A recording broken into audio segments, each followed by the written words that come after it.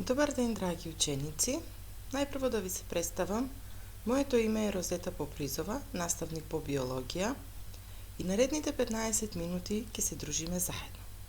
За овој час ќе ви биде потребно молив и тетрадка, за да ги запишете најважните работи што ќе ги учиме денес. Со овој час ја започнуваме третата тема, која воедно е и последна тема од програмата која е предвидена за 7 оделение по предметот биологија. Денешната наставна содржина која ќе ја почнеме се нарекува Вовед во нашата животна средина. Што ќе научиме од денешната лекција или кои ќе ни бидат целите? Ќе научиме што представува животна средина, што е екосистем, работи кои нам досега ни се познати.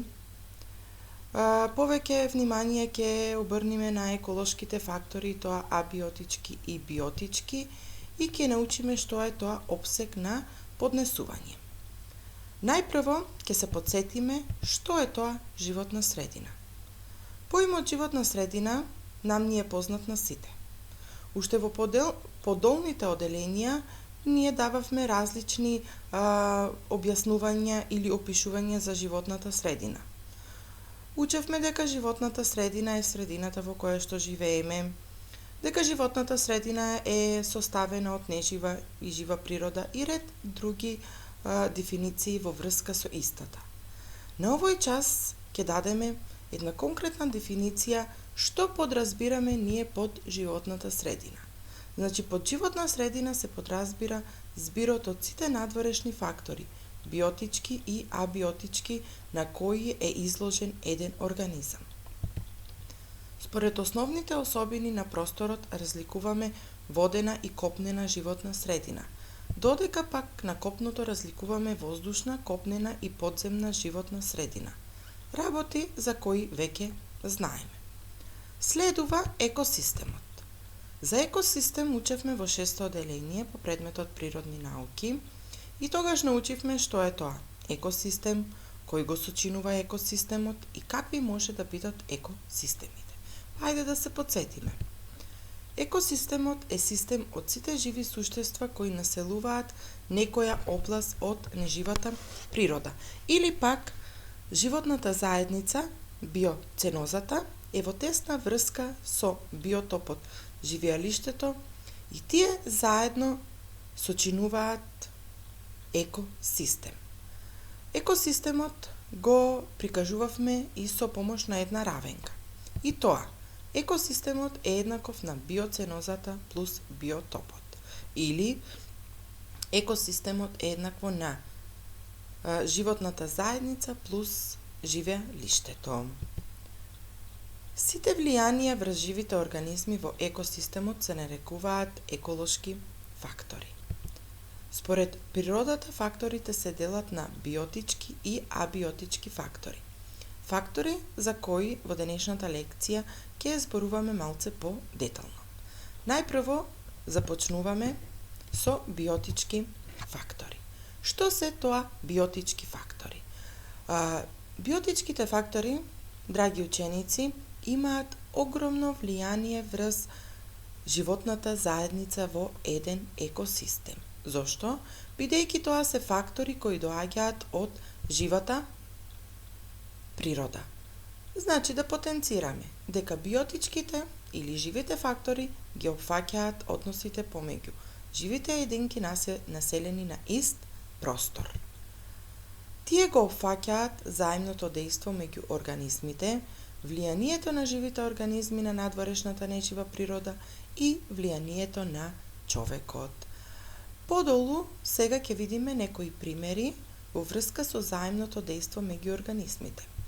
Прв пример ни е симбиозата. Значи, во симбиозата на сликата е прикажено заемно дејство меѓу инсект и растение. Втор пример ни е предаторството.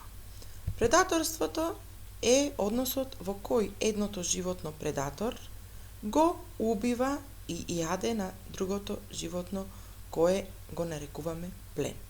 И третиот пример ни е човековата активност, која денес е најмногу застапена во секојдневниот живот. Овие неколку работи треба да ги научиме во врска со биотичките фактори. Сега одиме на абиотички фактори. Абиотичките фактори ви се неживите фактори и тие ги опфаќаат сите влијание на неживата материја. Значи, абиотичките фактори ни доаѓаат од неживата природа. Името го добиле од зборот абио, што значи неживо. Во оваа група на фактори спаѓаат светлината, температурата, влажноста, водата, воздухот, географската висина, загадувањето и така натаму. Абиотичките фактори можеме да ги поделиме во 3 групи во зависност од нивното делување врз различните екосистеми. И тоа: климатски фактори. Овие фактори го зафаќаат најголемиот дел од абиотичките фактори. Едавски фактори и орографски фактори. Ова се неколку работи кои треба да ги научиме во врска со абиотичките фактори. Наредно што ќе учиме е опсегот на поднесување. Што е тоа опсег на поднесување? Значи, во природата, за секој фактор на животната средина, еден организам има опсег на толерирање, поднесување во кој тој е способен да преживее. Овој опсег ја сочинува еколошката валенца на организмот. Значи, различни единки или видови имаат различни опсези на поднесување за најразновидните фактори на животната средина. Оваа варијација ја представува адаптацијата на организмот кон неговата средина. Ќе дадеме сега пример за опсегот на поднесување. Примерот ни е загревање на јајцето кај кокошката. Значи, нормалното развивање на опсегот се движи од 36 до 40,5 степени Целзиусови. Тоа е оптимумот. Значи, секоја вредност која е под 36 или над 40,5 степени Целзиусови ќе оневозможи развивање на ембрион во јајцето. И еве, може на сликата да го видиме развивањето на ембриончето во самото јајце. Сега следува едно видео во кое што ќе можеме да ја видиме поврзаноста на абиотичките и биотички фактори во природата. Екосистемите се ги содржат живата и неживата природа. Значи, екосистемите се изградени од абиотички и биотички фактори.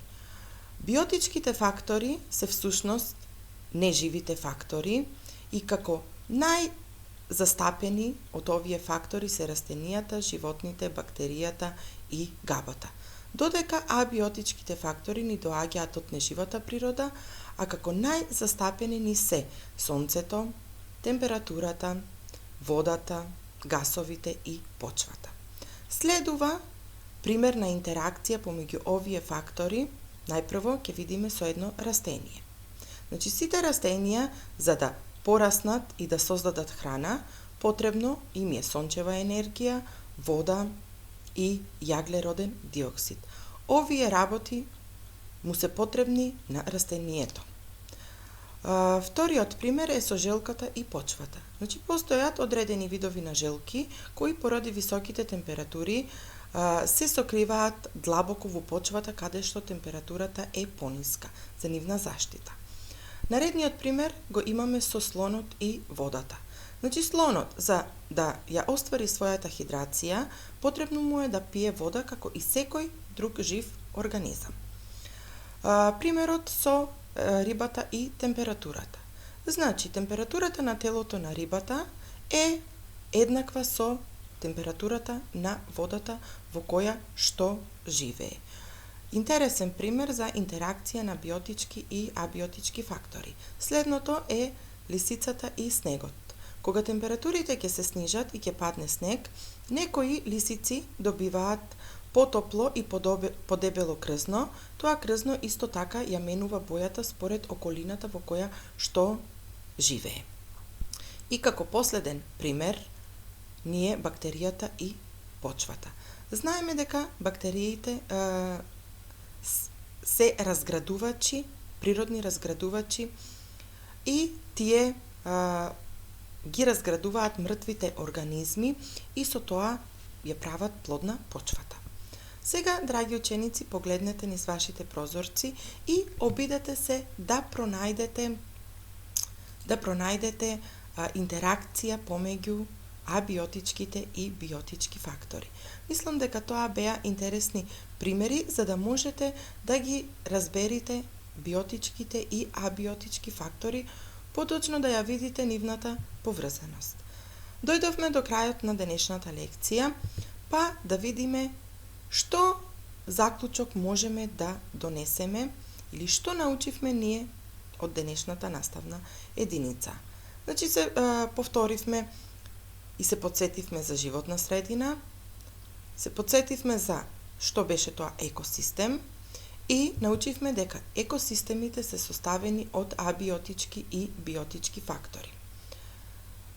Научивме дека абиотичките фактори се всушност факторите кои доаѓаат од неживата природа и овде се вклучуваат достапноста на водата, интензитетот на светлина, температура, киселост, влажност, структура на почва, височина и загадување.